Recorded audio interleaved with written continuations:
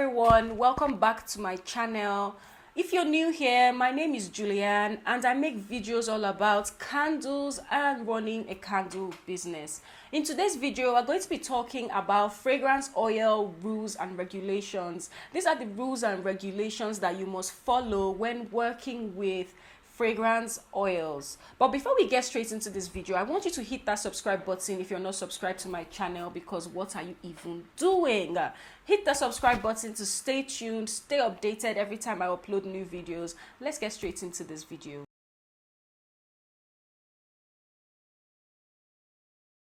So the first rule to follow when working with fragrance oils is to work in a well-ventilated area. Okay, like this is no news. You don't want to get choked by fragrance oils. Some fragrances are really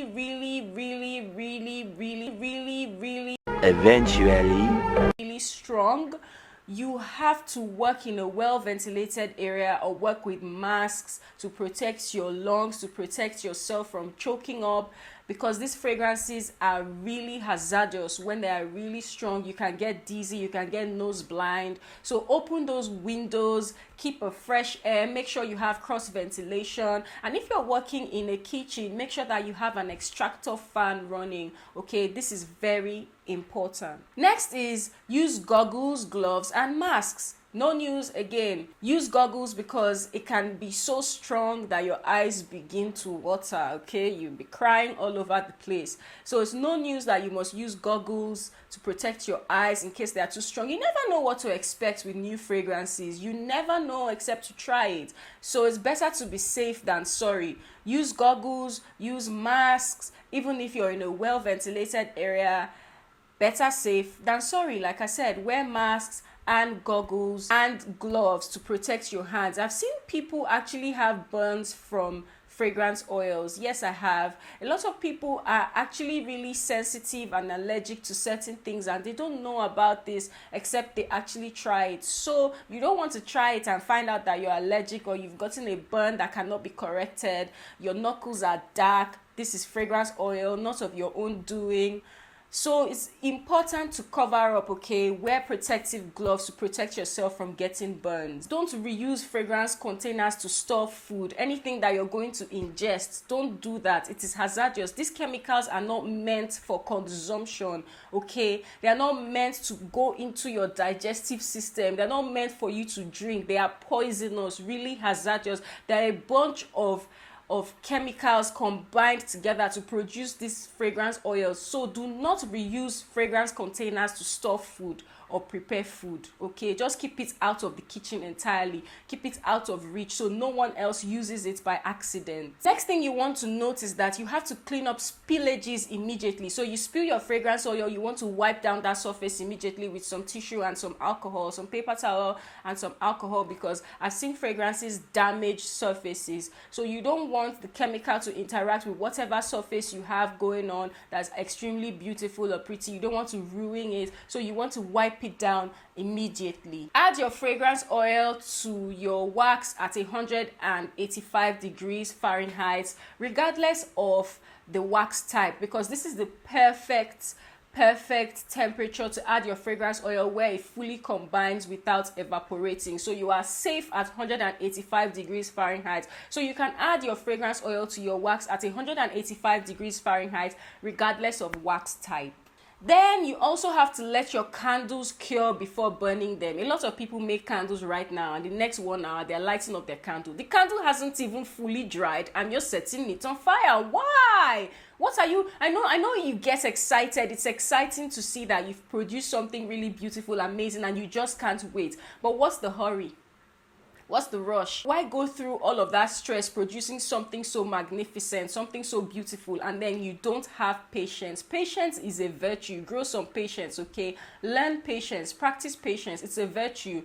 Curing your fragrances would help you enjoy the maximum scent throw of that fragrance. Allow this fragrance to combine thoroughly with the wax before going ahead to burn them. Let them cure. The minimum cure time for candles is 1 to 3 days, okay, depending on the wax type. But if you allow them sit 1 to 2 weeks, you would get a greater performance, okay? The performance would be you would love it. So if you can wait 1 to 2 weeks before test burning your candles, especially with natural waxes like soy, coconut, apricot, you have to wait. You just have to wait it out. Okay, learn patience, practice patience. It is a virtue. So allow your candles cure to enjoy its maximum effects. Simple. Something else to note is that the wider the diameter of the jar, the better the fragrance, the stronger the fragrance will be. It is true. The wider the diameter of the jar, you tend to need more wicks. And the more wicks that burn in a candle, the better the scent through, okay? It doesn't mean that you should go and use multiple wicks in a small jar. No, don't do that, because the wicks can actually interact with each other and cause a really big flame that can actually make your jar burst or your candle to catch on fire. So you want to play it safe. If you're going to use multiple wicks, make sure that multiple wicks can sit in that jar. The wider the diameter of your jar, the stronger the fragrance will be. Finally, always test out wicks in the jars before deciding to add that candle to a line of candles. You want to test out wicks in your candle jars. See how this wick is performing in this jar. Is it strong enough? Is it strong enough for the wax in this container? You want to test out your wicks and your jar before you actually add that candle to a line of candles, because you want to be sure that that wick would not produce a low melt pool or the melt pool is too high. You want to know if to wick up or wick down. Don't go about just, okay, this wick is fine. You want to test it out first. I know you have wick guides and so on, but after your wick guide, it is important to test it out. Your wick guide is not always accurate. It is a guide that lets you know where to start testing from.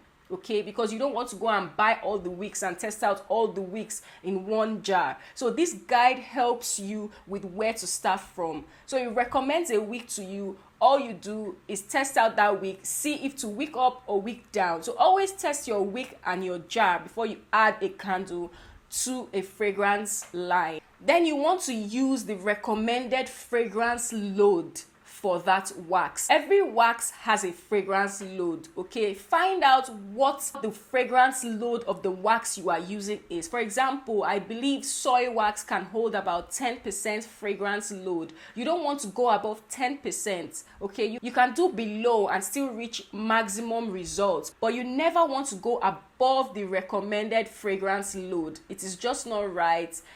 It is overpowering. Your fragrance oil will seep.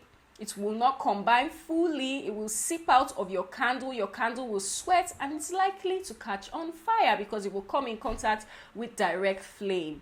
So never go above the recommended fragrance load, but you can do below. For further information, I recommend you check out International Fragrance Association. They have some valid and valuable information on their website about every fragrance compliant with the IFRA standards. Okay, so look up IFRA standards and just take it from there for more information. I hope that you found this video helpful and valuable. These are the rules and regulations to follow when working with fragrance oils. I'll see you in my next video where I talk about candle labeling rules and regulations. Until then, stay blessed. Bye.